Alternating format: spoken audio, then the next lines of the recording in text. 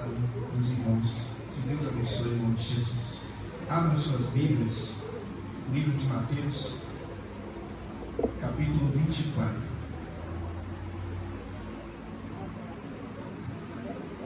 Glórias a Deus.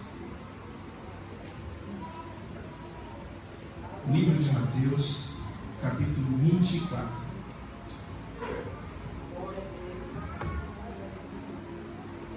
Mateus capítulo 24, versículo 29.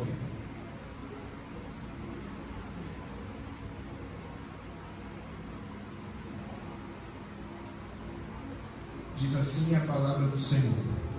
Mateus 24, verso 29. E logo depois da aflição daqueles dias, o sol escurecerá, a lua não dará sua luz, e as estrelas cairão do céu, e as potências dos céus serão abaladas. Então aparecerá no céu o sinal do Filho do Homem, e todas as tribos da terra se lamentarão, e verão o Filho do Homem vindo sobre as nuvens do céu, com poder e grande glória. Ele enviará os seus anjos com um rígido clamor de trombeta, os quais ajuntarão os seus escolhidos desde os quatro ventos, de uma a outra extremidade dos céus. Aprendei, pois, esta parábola da figueira: quando já os seus ramos se tornam tenros e brotam folhas, sabeis que está próximo o verão. Igualmente, quando virdes todas essas coisas, sabei que ele está próximo às portas. Versículo 35. O céu e a terra passarão, mas as minhas palavras não vão de passar. Feche seus olhos, em nome de Jesus. Concordância com a oração do servo de Deus. Pai, eu quero te agradecer, Senhor, por tudo que o Senhor tem feito. Pai, eu estou aqui, Senhor, como um miserável pecador, a quem foi imposto, ó Pai, a responsabilidade de ministrar a tua santa palavra. Senhor, que não seja eu falando, porque eu nada posso fazer, Pai, mas que o teu nome seja suficientemente glorificado. Eu não sou nada, nós não somos nada, somos ovelhas do Senhor, e que o Senhor fale conosco, em nome de Jesus. Amém. Pode se sentar.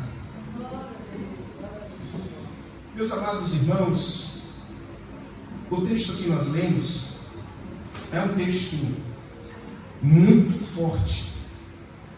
O Senhor Jesus aqui, ele está há alguns dias, poucos dias de ser crucificado, e em um momento particular com os seus discípulos. O Senhor Jesus, ele fala com os seus discípulos acerca do final dos tempos, da consumação dos séculos. E aqui ele está citando sobre um evento específico, no qual o Senhor descerá do céu para julgar toda a terra. É incrível que nos nossos dias pouco se é pregado sobre o julgamento de Deus sobre a humanidade. E a palavra de Deus diz que Deus, desde o jardim do Éden até os tempos do fim, tem preparado este momento, onde todas as almas, todos os vivos, e até mesmo os que se foram, e todas as nações estarão diante dele. Então a palavra de Deus fala acerca desse dia, e será um dia. E Jesus, ele pregando, ele na verdade ensinando particularmente aos seus apóstolos, ele fala que todas as tribos da terra se lamentarão. E quando a gente fala de se lamentar, a gente só pensa só em algo de choro, em algo que não será um acaso. Mas a palavra de Deus nos mostra que esse choro não será um mero choro. Será pânico, será terror, será uma profunda angústia e um medo que nunca pode ser misturado. Porque toda a ira de Deus será despejada até não sobrar mais nada. E tudo em um momento só. A Bíblia diz que no fim dos tempos, baixa o fogo. Deixa bem baixinho mesmo. Não, vamos melhor. Tira o fundo. Vamos tirar o fundo. Pronto. A Bíblia diz que no fim dos tempos, o Senhor virá como um juiz soberano. E uma coisa muito séria é que nesse dia não haverá advogado, não haverá empatia,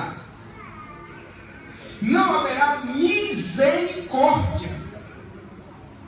E pasme, a Sagrada Escritura ainda diz que o juiz será o próprio Senhor Jesus.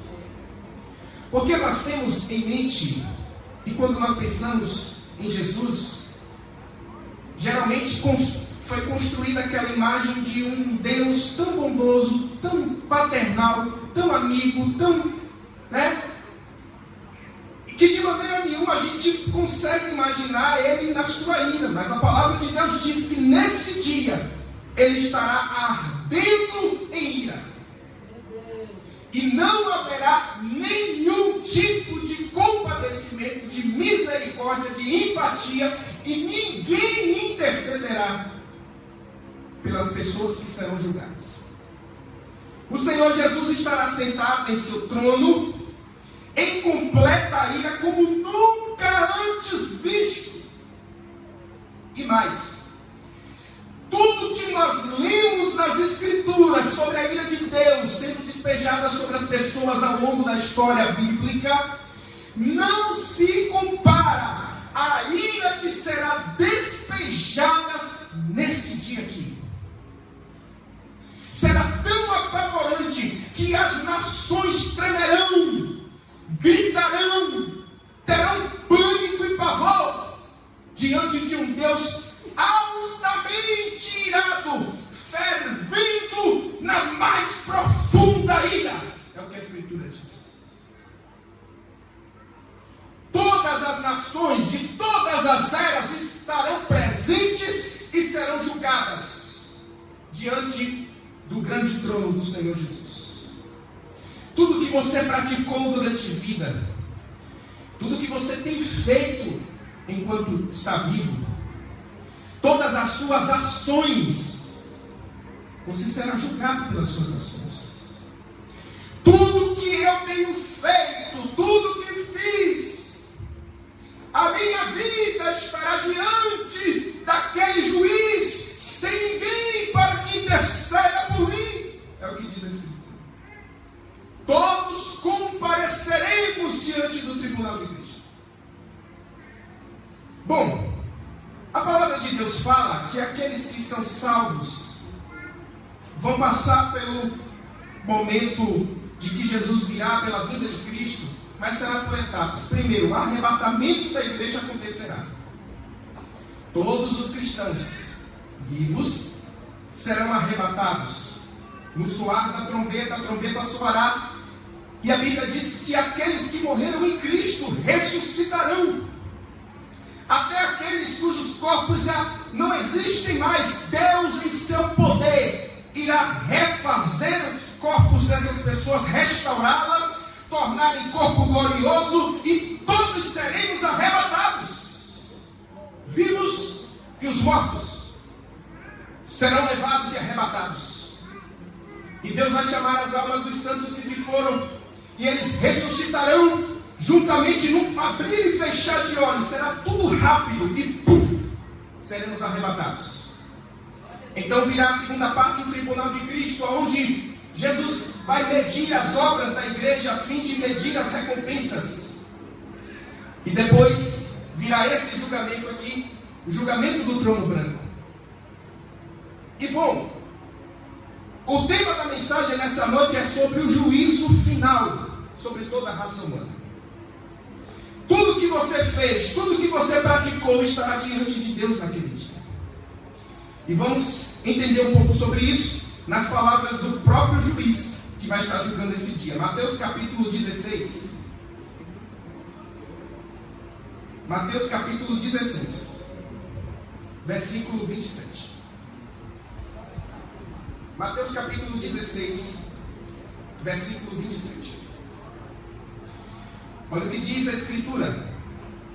Porque o Filho do Homem virá na glória de seu Pai com seus anjos. Então dará a cada um segundo as suas obras.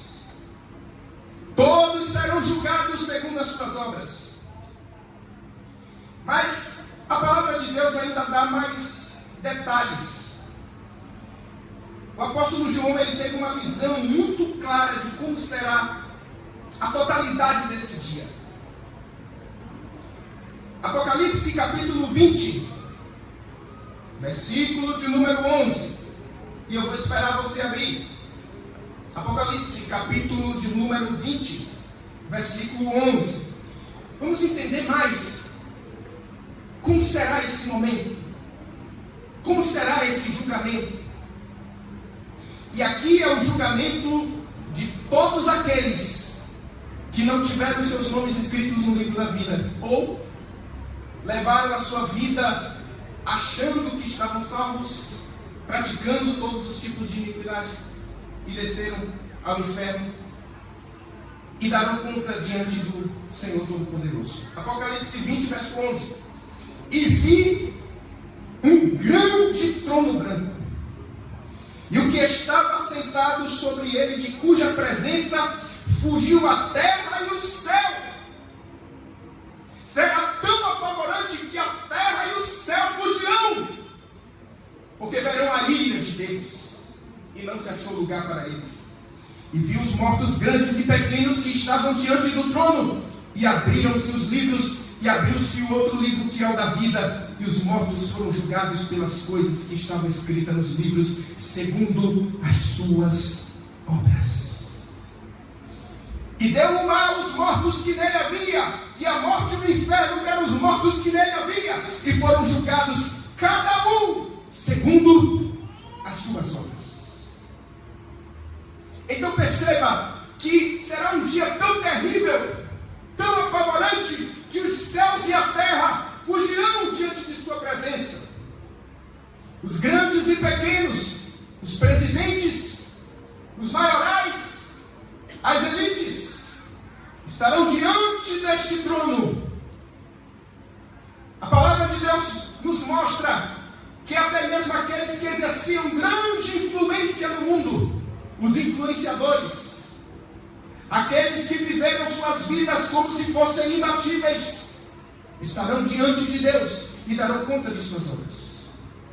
Mas o texto também diz que os pequenos estarão.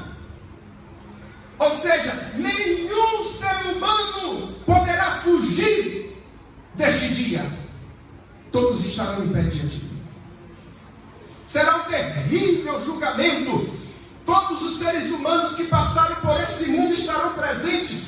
Todas as eras, a era medieval, a idade das trevas, a idade de ferro, todos aqueles que viveram desde o livro do Gênesis, todas as almas, todas as vidas estarão diante dele. Quando isso acontecer, cumprir-se-á o que diz que todo olho o verá, até os que os traspassaram. Pilatos vai estar diante de Jesus nesse dia. E ele vai dar conta do que ele fez e de suas obras. Tibério César estará diante do Senhor Jesus nesse dia. Todos os soldados romanos que participaram da crucificação estarão presentes nesse dia. Todos os que o viram e não o quiseram seguir, que rejeitaram a sua palavra, os fariseus, saduceus, todos estarão diante dele e darão conta das suas obras. A presença de Deus nesse dia será totalmente apavorante para os transgressores. Agora, quem são esses transgressores? Porque eles receberão o ardor e o pânico da ira de Deus. A totalidade da ira de Deus. Quem são esses transgressores? Primeiro, todos aqueles que em sua soberba rejeitaram o testemunho do Evangelho. Todos aqueles que disseram: Não, eu vou ser um crente, eu vou ser um cristão, mas hoje não. Eu tenho pendências a resolver. Eu tenho coisas a fazer. E morreram. E nunca se firmaram na verdade. Eles estarão diante do Senhor nesse dia. E não haverá misericórdia. Não haverá segunda chance. Estarão diante do terror de Deus.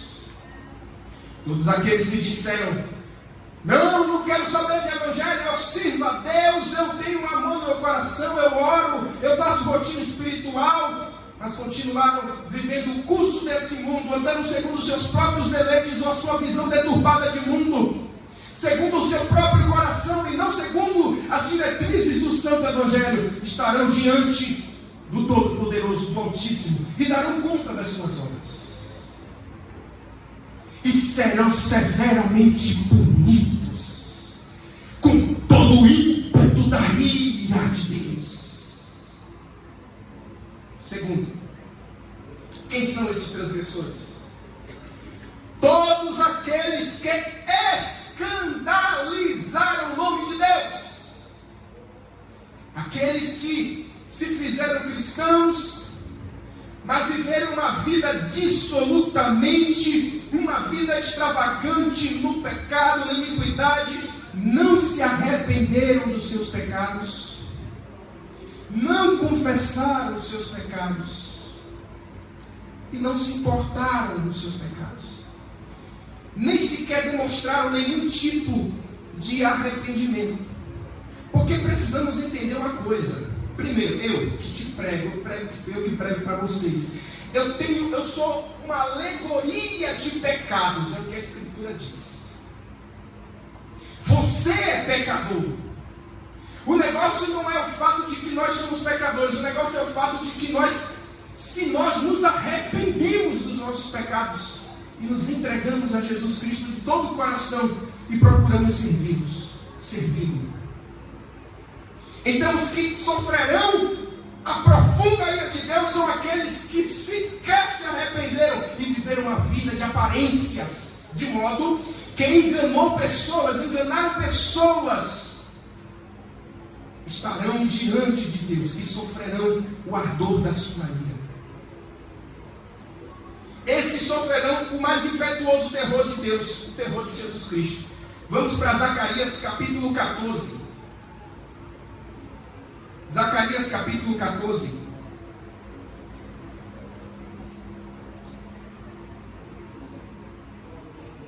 Vamos entender mais sobre esse dia. Zacarias capítulo 14, versículos de 3 a 5. Olha o que diz a palavra de Deus. Bom, já está no data show então. E o Senhor sairá e pelejará contra estas nações como no dia que pelejou no dia da grande batalha. E naquele dia, é um dia específico, estarão seus pés sobre o Monte das Oliveiras, que está defronte de Jerusalém. O mesmo monte onde ele pregava, lá atrás.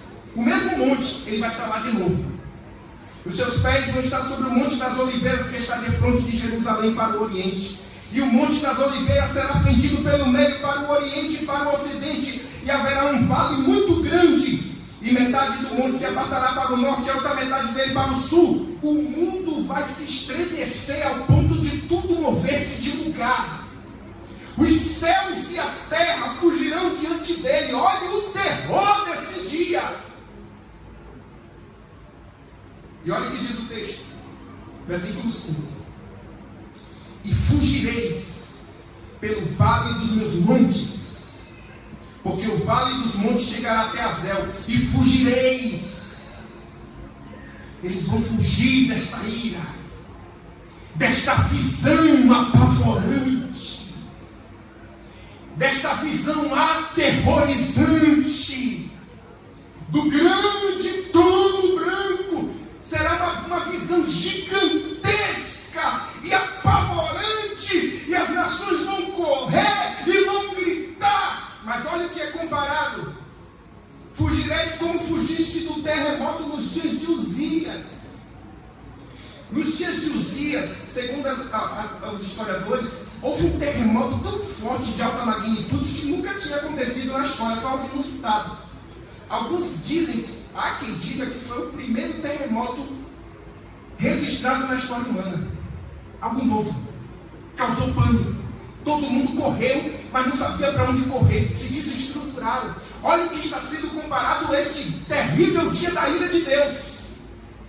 Eles vão fugir, as nações vão correr, vão tentar correr, mas não vão poder correr. Não vão conseguir correr.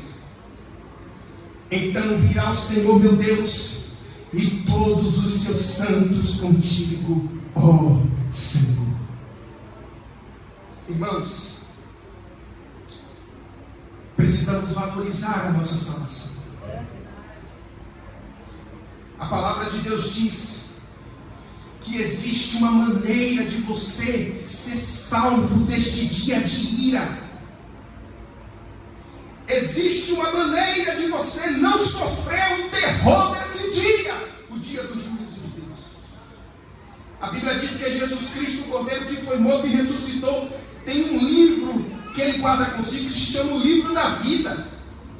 Nesse livro está registrado o nome de cada um dos que foram comprados por ele. Estes estão salvos, estão guardados.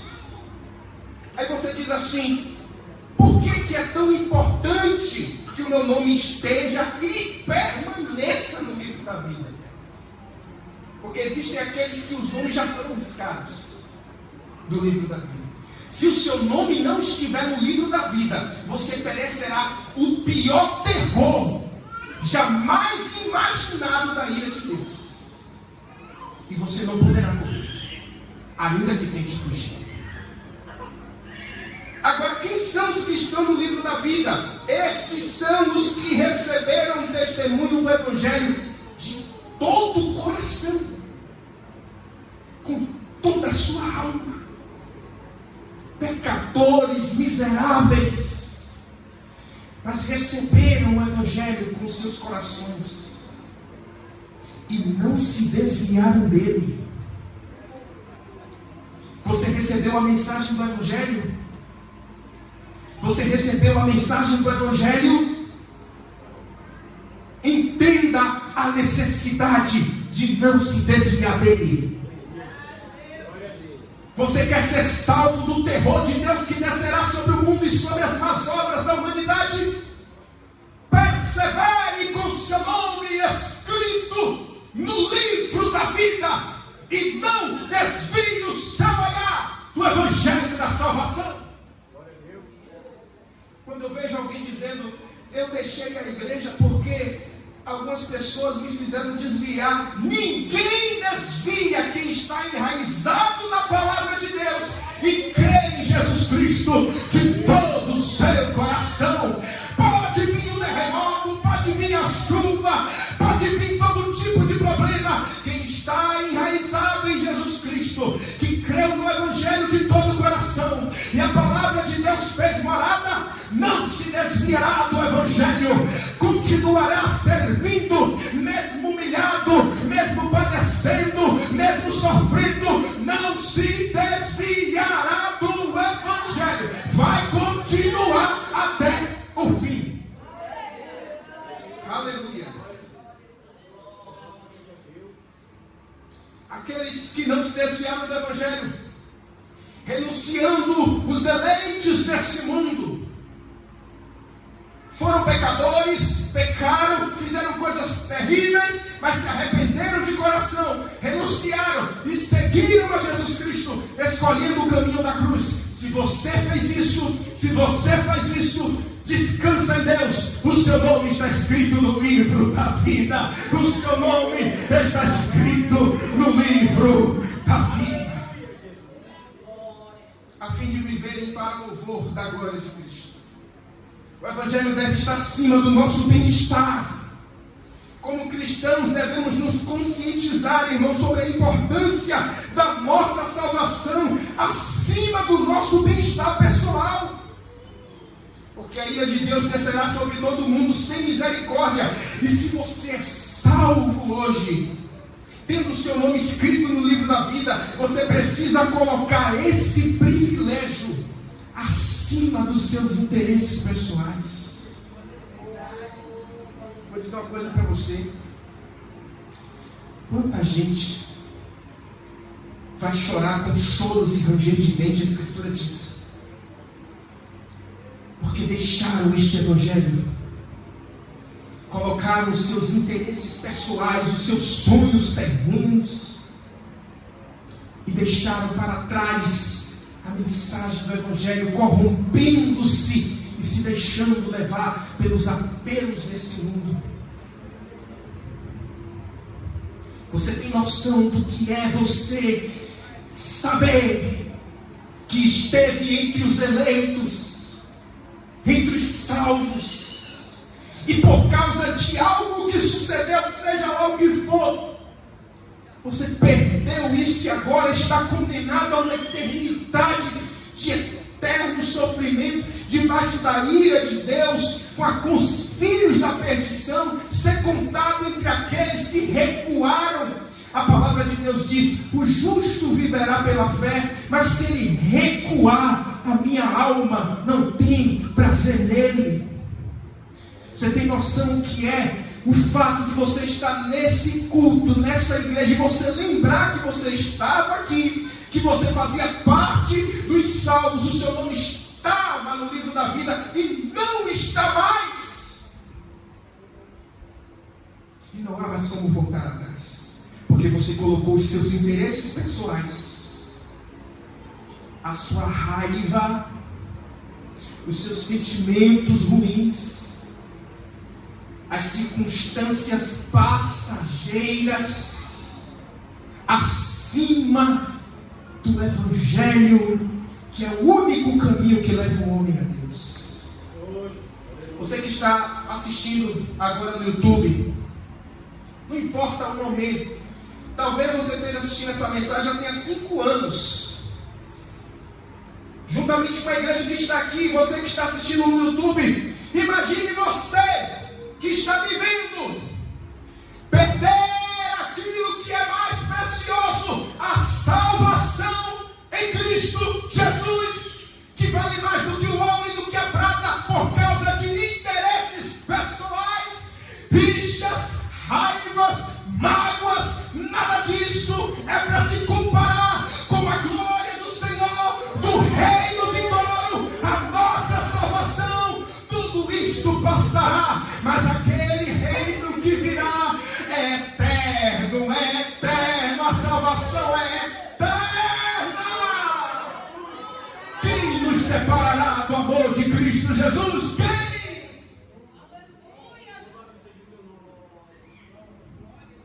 Permaneça firme em gratidão a Deus, por ter a certeza que o seu nome não está contado entre os filhos da perdição que estão reservados para esse terrível dia.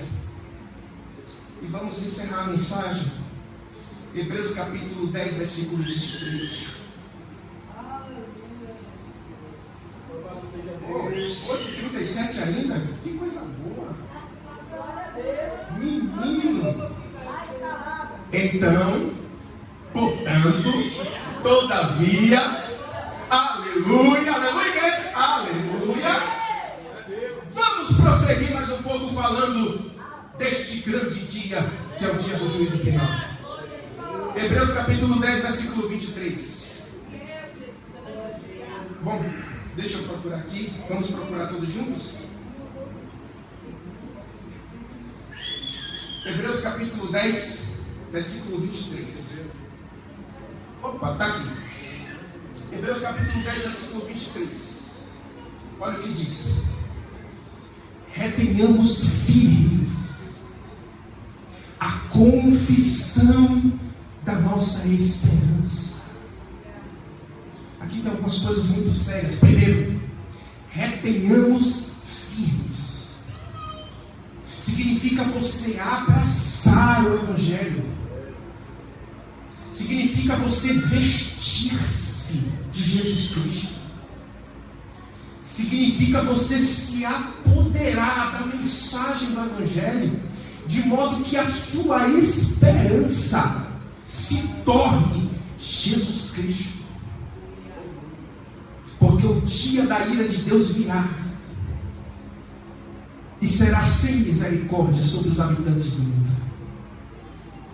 E se você não se revestir de Jesus Cristo, tomando posse da vida eterna de todo o seu coração, você perderá a única coisa que vale a pena. Olha o que diz, vamos observar. Retenhamos firmes a confissão da nossa esperança. A esperança que temos em Cristo precisa ser constantemente declarada, confissão falada. Tu és a minha esperança, tu és o meu Senhor, tu és o meu louvor. Senhor, tu és tudo para mim. Eu não confio em mim, eu não confio nesse mundo, eu não confio nas coisas terrenas, eu não confio nos apelos desse mundo. A minha esperança de ser salvo daquele terrível dia é o Senhor que me salvou, que morreu na cruz para me salvar. O Evangelho tem que estar acima. Ainda que, para servir ao Evangelho, você tenha que chorar. Tem um hino que diz: ainda que Jesus eu tenha que te servirei, porque comigo estará. Cante bem alto, vá. Sofrer contigo é bem melhor do que errar. Você que está assistindo no YouTube, canta junto com a gente. Perdoa-me,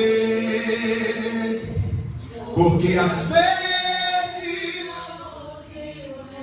falar, logo as lágrimas meus olhos vêm molhar,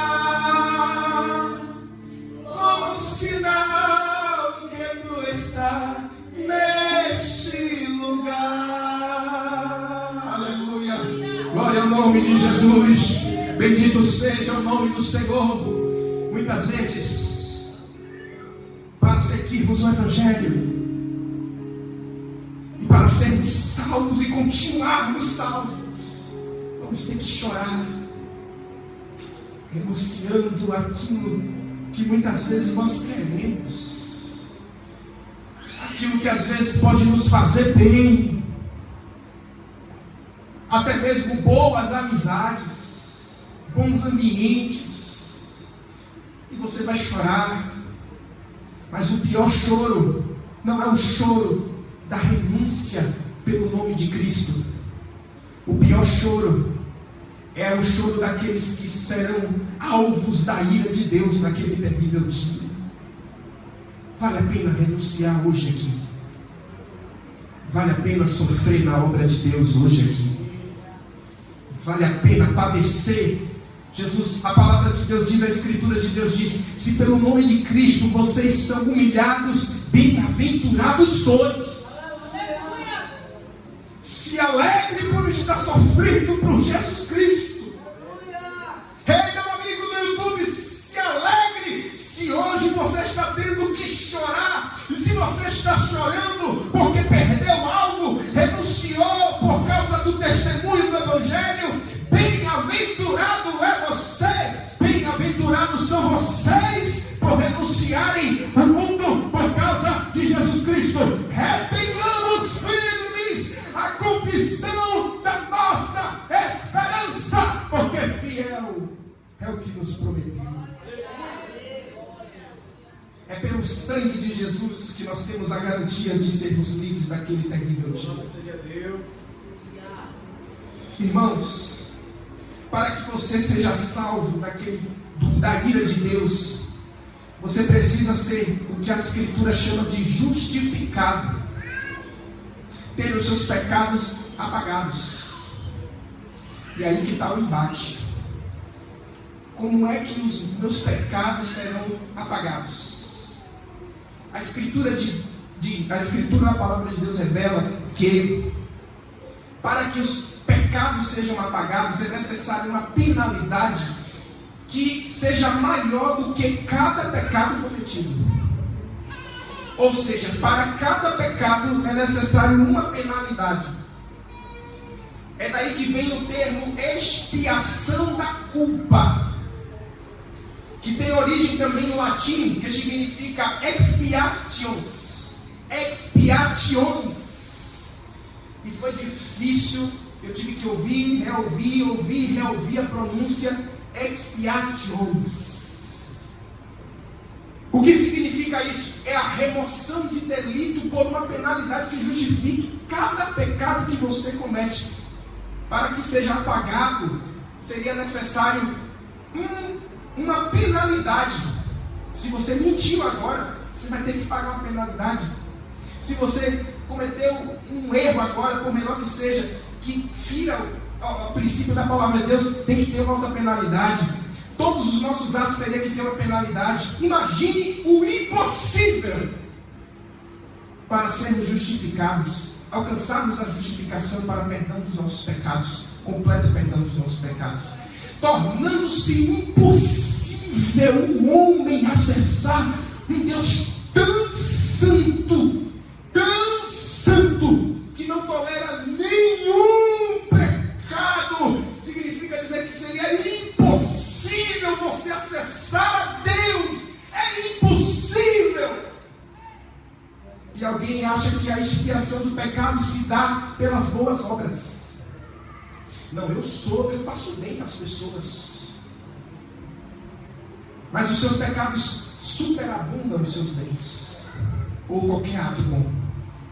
Mas aí eu amo o Evangelho, porque a palavra de Deus diz que Jesus veio, vestiu-se em carne, habitou entre nós, sofreu as nossas dores, foi pisado, foi pisoteado, foi humilhado, foi açoitado, foi cuspido, perfeito, sem pecado, padeceu, sofreu, sentiu a dor, usou uma coroa de espinhos sobre a sua cabeça, foi batido, foi espancado, foi chutado, foi açoitado, sofreu todo tipo de humilhação e foi à cruz pelos nossos pecados. E diz a Bíblia que ele intercedia por nós, e quando ele morreu na cruz, ele disse: agora sim, está consumado, está consumado, está consumado.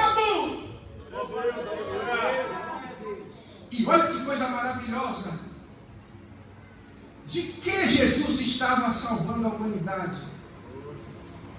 De que? Qual motivo? Por quê? De que? Qual era a ameaça? Quando a Bíblia diz que o Senhor nos salvou, salvou de quê? Do juízo de Deus sobre toda a carne. O Senhor te salvou do que você merecia. O Senhor salvou Mateus de Melo do que eu merecia e mereço. Eu mereço, nós merecemos a mais terrível ira de Deus. Isaías capítulo 53, versículo 4. Aleluias. Não, vamos lá. Romanos capítulo 5, versículo 9. Vamos para Romanos. Capítulo 5, versículo 9. Olha o que diz. Logo, muito mais agora, sendo justificados pelo seu sangue, seremos por ele salvos da ira. Alguém diz: não, se a ira de Deus foi desfeita, porque significa que Deus não vai mais julgar o mundo, porque a ira foi desfeita. Não, o sacrifício de Jesus nos deu a chance de nos desviarmos da rota da ira de Deus, nos desviarmos do alvo que estava nas nossas cabeças, o alvo da ira de Deus.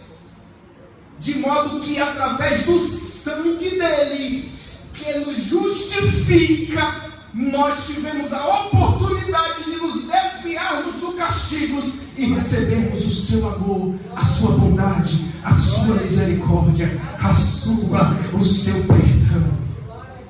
Sabe o que Deus está dizendo para você através dessa mensagem? É o meu sangue que te perdoa. É o meu sangue que te dá a oportunidade de você ser perdoado. É pelo meu sangue que você é salvo da ira. O amor de Deus foi tão grande que contrapôs a sua própria justiça. E a Bíblia diz que Deus amou o mundo de tal maneira. Deus é justo. Irmãos, Deus é um juiz justo. Ele precisaria punir sim os nossos pecados. Mas o amor dele foi tão grande que contrapôs até mesmo essa justiça, oferecendo a Jesus, o seu Filho unigênito, para morrer na cruz, a fim de que todo aquele que nele crê seja salvo, remido, justificado, expiado, lavado pelo sangue de Jesus de Nazaré. Aleluia. O mérito da nossa justificação não vem das nossas obras como obreiros da igreja. 2 Timóteo capítulo 1, versículo 9. Alguém pode dizer, não, porque eu tenho anos de ministério, porque eu sou uma pessoa que eu faço a obra de Deus. E sim, há uma ordenança de Jesus para os cristãos, que estes executem a obra de Jesus, que estes preguem aos perdidos, que estes deem testemunho, que estes façam a obra de Deus, sim.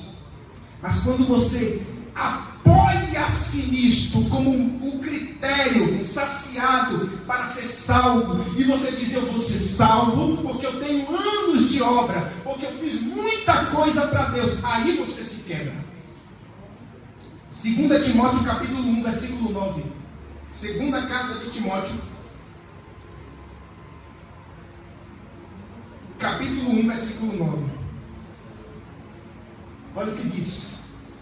Que nos salvou e chamou com uma santa vocação. Deus nos chamou com uma santa vocação. Não segundo as nossas obras, mas segundo o seu próprio propósito e graça, que nos foi dada em Cristo Jesus antes dos tempos dos séculos. Primeiro, Deus nos chamou para uma santa vocação, mas não é segundo as nossas obras. Significa que você pode fazer coisas extraordinárias e ir para o inferno. Você pode ser, eu posso ser um grande pregador e ir para o inferno. Eu posso ser um presidente nacional de grandes igrejas e ir para o inferno. Você pode ser um dirigente extraordinário, com dons, com talentos e ir para o inferno. Não se apoie no seu tempo de cristão. Você pode ter 57 anos, 60, 75 anos desde que aceitou Jesus e continuar firme e ir para o inferno, se você se apoiar nas suas obras. É tudo pela graça, é tudo pelo sangue de Jesus, é tudo pela morte do Filho de Deus, é tudo no nome de Jesus. A glória é de Jesus. Foi Ele que te salvou, foi Ele que te deu a chance através da cruz, para que você fosse salvo, para que você andasse em santidade. Foi tudo através do Filho unigênito de Deus. Se não fosse Ele, não teria palavra, nem dom, nem nada de nós mesmos, fruto de nossas obras, que poderia saciar a ira de Deus. Jesus é o Filho de Deus. Jesus é a razão da nossa esperança. Jesus é a razão da nossa fé. Jesus é aquele em quem nos apoiamos e cremos de todo o nosso coração. Aleluia. Foi o sangue de Jesus que nos justificou para que pudéssemos viver em santificação. Você pode até mesmo ser uma pessoa irrelevante para a sociedade. Irmãos, quando o texto diz que Deus nos chamou para uma santa vocação, está dizendo que Deus nos chamou também para que vivêssemos em santificação. Ele nos chamou para servir. É uma santa vocação. Uma vocação que foi dada a todos os homens. A quem Jesus dá livremente a chance quando diz: segue-me. E Ele nos deu essa santa vocação. E nós o recebemos como Senhor, para que vivêssemos em louvor da sua glória. Significa dizer que você pode ser irrelevante para a sociedade, mas se você está lutando para dedicar a sua vida a essa santa vocação, aleluia, então você está cumprindo a sua missão. E Deus vai preservar você. E Deus não deixará o seu nome se perder, você se perder. E Deus não deixará que o seu nome seja tirado do livro da vida, porque dele é o livro da vida. E Ele vai preservar você. E Ele vai guardar você. E Ele vai chamar o seu nome e vai dizer: vinde bendito de meu Pai. Louvado seja Deus. Romanos capítulo 5, versículo 10. Romanos capítulo 5, versículo 10. Entenda. Porque tem gente que a gente tem que explicar 2 vezes. Faça a obra de Deus. Sirva nas atividades da sua congregação. Cumpra a sua missão. Mas acima de tudo isso, seja fiel a Deus em santificação. Porque é isso que vai te salvar. Romanos capítulo 5, versículo 10, olha o que diz: se nós, sendo inimigos, fomos reconciliados com Deus pela morte de seu Filho, muito mais, estando já reconciliados, seremos salvos pela sua vida. Foi a vida de Jesus, o que Ele viveu, o que Ele fez, é a pessoa e obra de Jesus Cristo que nos garante que seremos salvos do juízo final. Você tem perseverado na sua salvação? E tudo depende também de uma resposta constante. Não adianta você ter sido uma pessoa lá atrás, lá no passado, você ter respondido o chamado e você hoje está sendo uma pessoa morta espiritualmente. Não se engane. Você não será salvo a menos que haja uma resposta contínua de você ao Evangelho de Jesus Cristo, com amor constante. A Escritura diz: sejamos firmes e constantes, sempre abundantes na obra de Deus. Será que nós não estamos morrendo espiritualmente sem perceber? Será que a nossa fé não está baseada em rituais, tradições? Eu vou para a igreja todos os domingos. Se tornou uma tradição. Não tenho mais vontade, não tenho mais prazer. Não vou. Quando termina a palavra, você vai para casa, você abre seu celular e você vai viver o curso desse mundo. Você está morto. No momento de louvor, para você tanto faz. Você só está participando de um rito, de uma tradição. Você vem aqui, participa, vai para casa, o louvor não fala com você, você não sente mais nada. A palavra, quando termina, você vai para casa, segue o curso natural, como se isso aqui também fosse só mais uma parte. Você está morto. Você se perdeu. Você se desviou.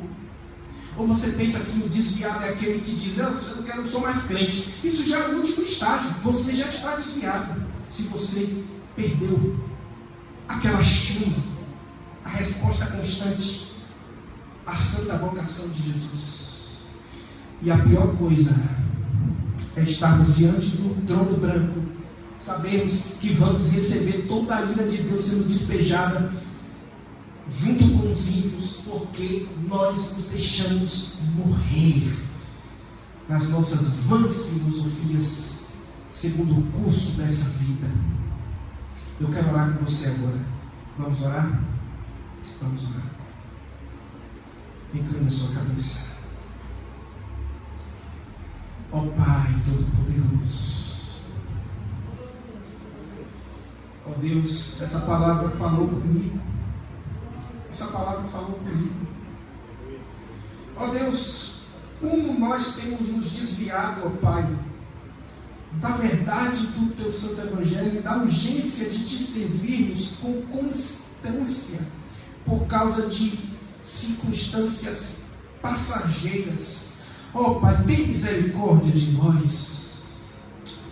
Ô meu irmão, coloque a mão no seu coração e continue orando comigo. Feche os seus olhos, continue com os olhos fechados, a mão no coração.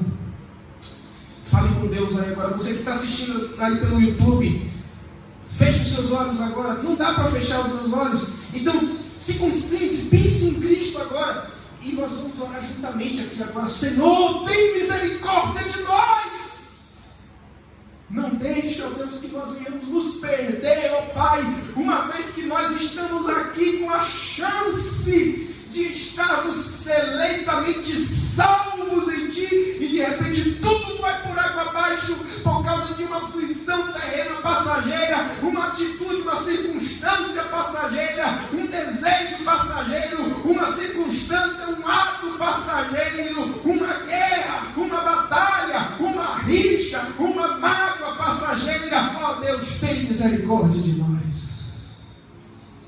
O Senhor virá para julgar o mundo, e ninguém poderá fugir. Todas as eras estarão diante de Ti. Te pedimos, ó Pai amado, Pai Todo-Poderoso, nos ajuda, Pai, a viver em santificação, servindo a Ti com todo o nosso coração, trabalhando na obra do Senhor, na nossa congregação, mas não somente por fazer, não por uma mera tradição, mas em espírito voluntário, coração aberto para Ti. Sim, ó Pai, é estressante muitas vezes fazer a obra do Senhor. Sim, ó Pai, é estressante lidar com pessoas que muitas vezes atrapalham. É verdade, ó Deus, mas não deixa isso nos abater, não deixa isso nos parar. Clamamos a Ti, em nome de Jesus Cristo, em nome de Jesus. Quem pode dizer amém? Amém. Pastor Donias.